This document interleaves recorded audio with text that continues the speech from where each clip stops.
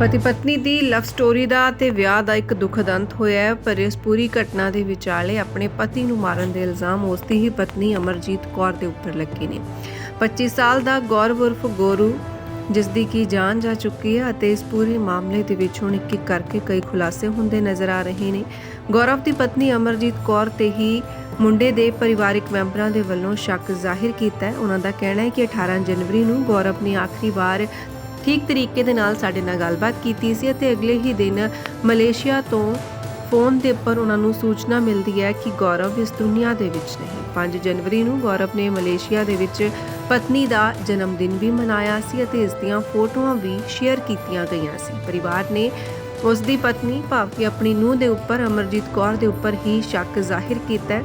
ਇੱਕ ਤਾਂ ਉਹਨਾਂ ਦਾ ਕਹਿਣਾ ਹੈ ਕਿ ਅਮਰਜੀਤ ਪਹਿਲਾਂ ਮਲੇਸ਼ੀਆ ਦੇ ਵਿੱਚ ਬਲੈਕ ਲਿਸਟਡ ਸੀ ਅਤੇ ਇਹ ਗੱਲ ਸਾਡੇ ਤੋਂ ਲੁਕੋਈ ਗਈ ਅਤੇ ਜਿਸ ਹਾਲਾਤਾਂ ਦੇ ਵਿੱਚ ਮੁੰਡੇ ਦੀ ਮ੍ਰਿਤਕ ਤੇ ਮਿਲੀ ਹੈ ਉਸ ਦੇ ਵਿੱਚ ਪਤਾ ਲੱਗਿਆ ਕਿ ਅੱਖਾਂ ਅਤੇ ਜ਼ੁਬਾਨ ਬਾਹਰ ਆ ਜਾਂਦੇ ਨੇ। ਪਰ ਗੌਰਵ ਦੀ ਮ੍ਰਿਤਕ ਦੇਹ ਦੇ ਵਿੱਚ ਅਜਿਹਾ ਨਹੀਂ ਹੋਇਆ, ਹਾਲਾਂਕਿ ਉਸ ਦੇ ਮੂੰਹ ਦੇ ਵਿੱਚੋਂ ਝੱਗ ਨਿਕਲ ਰਹੀ ਸੀ। ਤੀਸਰੀ ਵੱਡੀ ਵਜ੍ਹਾ ਪਰਿਵਾਰਕ ਮੈਂਬਰਾਂ ਦੇ ਵੱਲੋਂ ਇਹ ਵੀ ਦੱਸੀ ਗਈ ਹੈ ਕਿ 26 ਜਨਵਰੀ ਨੂੰ ਇੰਡੀਆ ਪਹੁੰਚੀ ਹੈ ਤੇ ਗੌਰਵ ਦੇ ਭਰਾ ਸੋਨੂ ਨੇ ਇਸ ਮੌਕੇ ਤੇ ਗੱਲਬਾਤ ਕਰਦੇ ਹੋਏ ਕਿਹਾ ਕਿ ਮਲੇਸ਼ੀਆ ਐਮਬੈਸੀ ਦੇ ਨਾਲ ਗੱਲਬਾਤ ਕਰਨ ਤੋਂ ਬਾਅਦ ਸੂਚਨਾ ਮਿਲੀ ਕਿ ਪਤਨੀ 2 ਦਿਨ ਪਹਿਲਾਂ ਹੀ ਇੰਡੀਆ ਵਾਪਸ ਆ ਚੁੱਕੀ ਹੈ, ਜਦੋਂ ਕਿ ਗੌਰਵ ਦਾ ਅੰਤਿਮ ਸੰਸਕਾਰ ਦੇ ਵਿੱਚ ਉਹ ਸ਼ਾਮਿਲ ਹੋਣ ਦੇ ਲਈ ਇੱਥੇ ਪਹੁੰਚੀ ਹੀ ਨਹੀਂ। ਗੌਰਵ ਦੇ ਭਰਾ ਸੋਨੂ ਨੇ ਦੱਸਿਆ ਕਿ ਗੌਰਵ 12ਵੀਂ ਪਾਸ ਸੀ ਅਤੇ ਉਹ ਪਲੰਬਰਿੰਗ ਦੇ ਨਾਲ-ਨਾਲ ਦੁਬਈ ਦੇ ਵਿੱਚ ਹੋਰ ਵੀ ਕਿਸੇ ਅਰਬ ਕੰਟਰੀ ਦੇ ਵਿੱਚ ਜਾਣਾ ਚਾਹੁੰਦਾ ਸੀ ਅਤੇ ਇਸੇ ਦੌਰਾਨ ਹੀ ਕਿਸੇ ਰਿਸ਼ਤੇਦਾਰ ਦੇ ਮਾਧਿਅਮ ਦੇ ਰਾਹੀਂ ਪਤਾ ਚੱਲਿਆ ਕਿ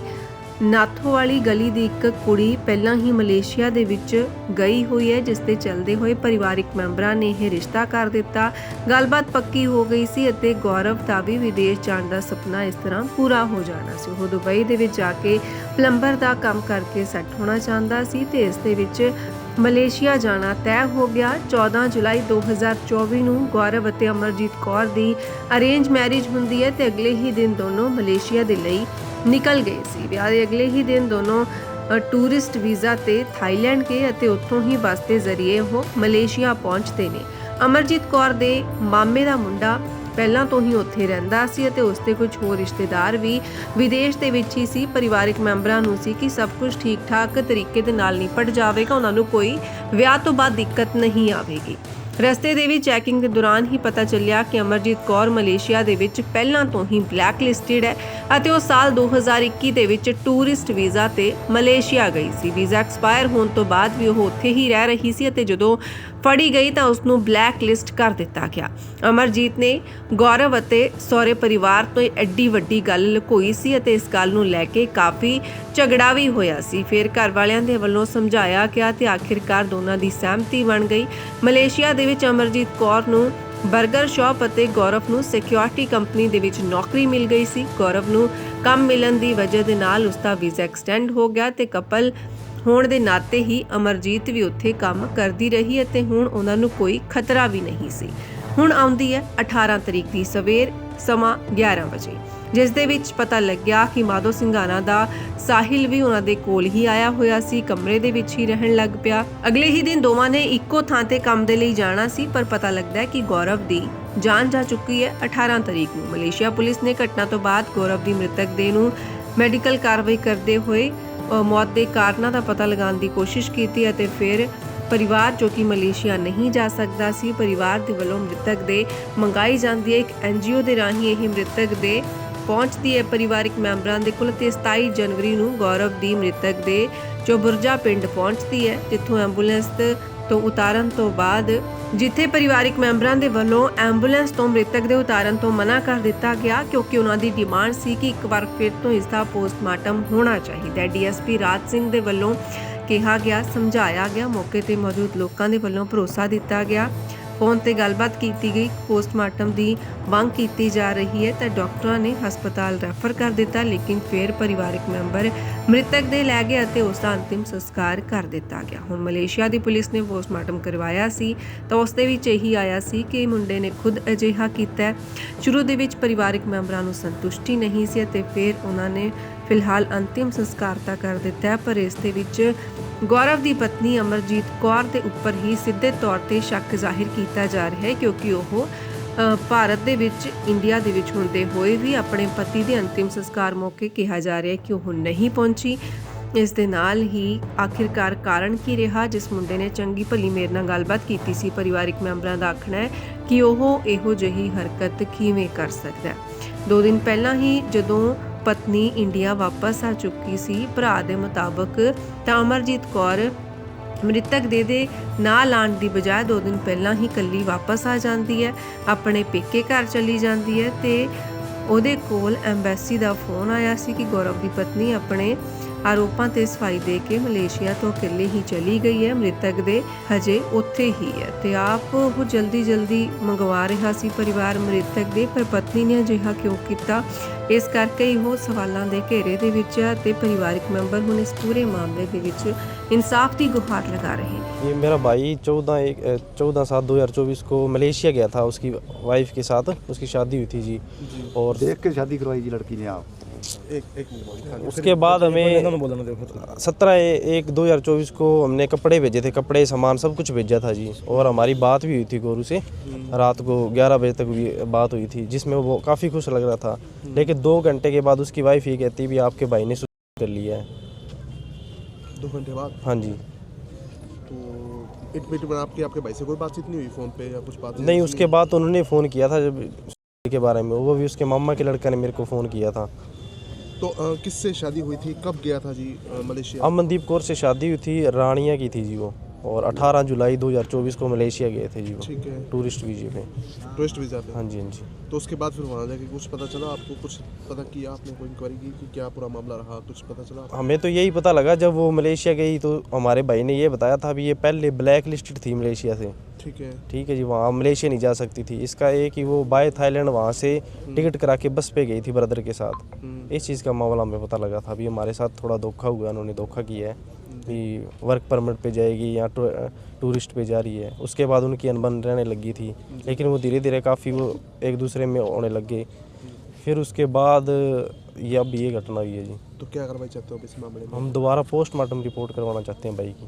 जी देखो, लड़की ने आप पसंद करके हमारे लड़कों को शादी करवाई और फिर के मैं मलेशिया ले जाऊंगी, तो मलेशिया 1.5 साल हो गया गए को, तो छोरा हमारा बहुत राजी रहता, उसके कोई कपड़े भेजे, कोई वो लड़की के भी भेजे और सारा दिन खुश रहा। आपके यार दोस्तों से भी बहुत अच्छा है, बहुत अच्छा है, मेरे गांव से आया है। तो जी शाम को 12 बजे आपकी मम्मी से, आपकी बहन से बात करी है, मेरे से ही बात करी है। तो बोले जी मम्मी मैं भी अब नींद आ रही है, बोले जी मैं ना कहे सवेरे बात करूँगा। तो उसकी मम्मी बोली भी बेटे लाइट क्यों बजाई है, उस दिन लाइट बजा रखी थी जी। तो बोली मम्मी मैं सवेरे बात करूँगा, अब मैं सो रहा हूँ। उससे जी 2 घंटे बाद ये खबर आई कि वो पर ऐसा लड़का हमारा है नहीं था, किसी का गुस्सा नहीं मानता था, वो बहुत शरीफ छोरा था, बड़ा छोरा था, उसको बढ़ा के लेगी। इसका भी निवास होना चाहिए, इंसाफ हमारे को चाहिए, पासपोर्ट होना चाहिए दूसरे। तो बाबू जी लड़के का नाम क्या था? गौरव जी। गौरव। तो वेरिफिकेशन कुछ नहीं कर पाए थे आप उसकी तरफ? वेरिफिकेशन तो क्या है जी, घर वाले राजी थे, उसके घर वाले राजी थे और दोनों बीच में रिश्तेदार पढ़ के उनकी शादी करवाई थी जी। और उसके बाद वो लड़की ने कहा भी मैं मलेशिया रहती हूँ, वहाँ इसको लेके जाऊँगी। घर वालों ने, वो दूसरे दिन ही चले गई थी मलेशिया। वहाँ जाने के बाद लगभग 1.5 साल हो गया जी। लड़का बिल्कुल अपने यार दोस्तों सभी से बात करता था, गाँव में जितने भी उसके फ्रेंड है, कभी इंस्टाग्राम पे बात करता, कभी व्हाट्सएप पे कर लेता था, रोज़ बात होती थी उसकी। लेकिन उसके चेहरे पे ऐसी कोई दिखी नहीं भी वो कोई मतलब दबाव में है, ना कभी उसने बताया। और उसके बाद एकदम से अचानक ये घटना हुई तो सभी गांव वाले भी हैरान रह गए भी अभी तो गया है भी सभी को यही होता है भी गरीब घर का कोई बच्चा जाता काम है वो सभी को होता है जी। और इस चीज़ का दुख है जी, हमें पूरा गांव इनके साथ है जी। हमारी प्रशासन से यही मांग है भी बॉडी का पोस्टमार्टम और जो भी रिपोर्ट है उसके ब्याह पर उसको कार्रवाई हुई। और कब हुई थी ये शादी? शादी ये लगभग 1.5 साल हो गया जी। और 1.5 साल बाद ये आई है? हाँ जी। तो 1.5 साल के बीच में कभी उसका गांव में आना नहीं हुआ? नहीं जी, वो अभी आना था जी, 2 महीने 3 महीने बाद उसकी बात हुई जी, घर वालों से आना था जी उसने। और जिस रात को ये घटना हुई उस वीडियो कॉल पे इनकी बात होती है जी। बात होने के बाद 2 घंटे बाद इनके पास ये खबर आ जाती है उसने सुसाइड कर लिया। ना तो वो कोई नशा करता था जी, किसी प्रकार का नशा, मेहनती लड़का था जी, वहाँ पे सिक्योरिटी गार्ड की जॉब करता था। तो वीडियो कॉल में कोई जिक्र कर रहा था, कोई बात ना कोई जिक्र नहीं किया जी, बिल्कुल। इन्होंने 2 दिन पहले यहाँ से माधु शिगाना उसका फ्रेंड गया था, उसके साथ इन्होंने उसके कपड़े लत्ते सारे भेजे, सारे इनको वीडियो कॉल करके दिखाए भी आपने जो कपड़े भेजे हैं सारे सही भेजे भाई ने अच्छे कपड़े भेजे हैं। और एकदम से अचानक ये घटना हो जाती है। पूरा राजी था, लेकिन पता हाँ, नहीं क्या हुआ। और दूसरी बात जो लड़की घर वाले हैं, वो जैसे ये मामला होता है वो 1 घंटे के लिए इनके पास आते हैं, उसके बाद उनके घर वाला कोई नहीं आया जी। और अभी भी बॉडी कल आई है, रात को आई है आज, और जो लड़की है वो 3 दिन पहले ही आ गई यहाँ रानिया में। जी लड़के का वहाँ मतलब हुई है और रात उसको यहाँ अपने सिविल हॉस्पिटल में आ गई है। तो अभी गांव के मौजूद लोगों ने सुबह गांव में पंचायत बुला के फैसला किया था भी लड़के की जो बॉडी है, क्योंकि जो परिवार है, परिवार को ये नहीं लग रहा भी लड़के ने किया है, ठीक है। तो इनका ये कहना है भी लड़के की पहले वहाँ पे मतलब उसको कोई और चीज़ दे के मारा गया और उसके बाद उसकी हैंगिंग हुई है, फिर उसको फांसी लगाया गया है। तो परिवार यही कह रहा है भी यहाँ जो प्रशासन है, अपना पुलिस प्रशासन, वो इसके ऊपर दोबारा एक्शन ले और उस लड़के की का दोबारा पोस्टमार्टम करके उसकी पता लगे भी कैसे हुई है, और उसके बाद जो आगामी कार्रवाई बनती है, जिन पे इनको डाउट है परिवार को कि उनको उनके ऊपर कार्रवाई हो और परिवार को इंसाफ मिले। डीएसपी साहब भी मौके पर पहुंचे थे क्या? डीएसपी साहब अभी आए हैं।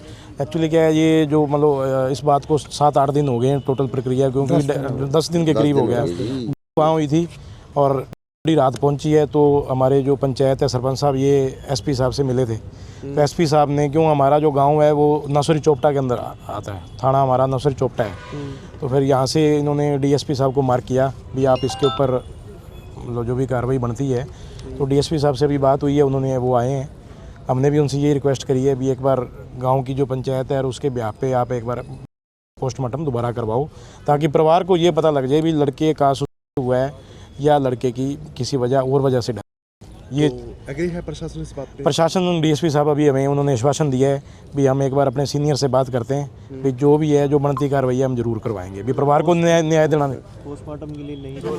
क्या नाम है जी आपका? बिंदर कौर जी। बिंदर जी, हाँ कैसे जी, बेटे की? मेरे बेटे की शादी करके लड़की बाहर लेगी, मारूं भी मैं बाहर देश जब आगे इन्हें नौकरी लगा दूंगी, अच्छा पैसा कमावेगा। बाद में जी 1-2 बार लड़िया, मैंने कहा मम्मी बुला ले, लड़ाई होती दोनों जना की माड़ी मोटी।